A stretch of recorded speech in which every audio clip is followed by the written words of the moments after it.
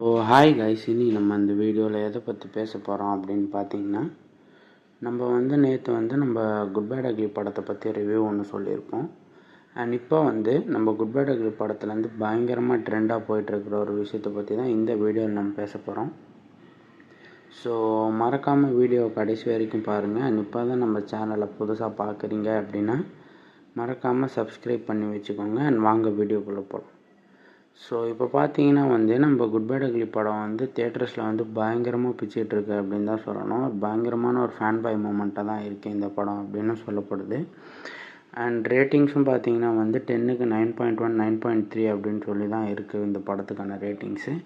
And இப்போ நம்மளுக்கு கிடைச்ச தகவல் படியும் நம்ம ஆதிக் ரவிச்சந்திரன் தான் தலையோட அடுத்த படத்தையும் இயக்க போகிறாரு அப்படின்றத படத்தில் விஷுவல்ஸாகவே கம்யூனிகேட் பண்ணிட்டாங்க அப்படின்னு தான் சொல்லணும். ஆக்சுவலாக நம்ம பழைய வீடியோலேயே சொல்லியிருப்போம் இதை இந்த நியூஸை.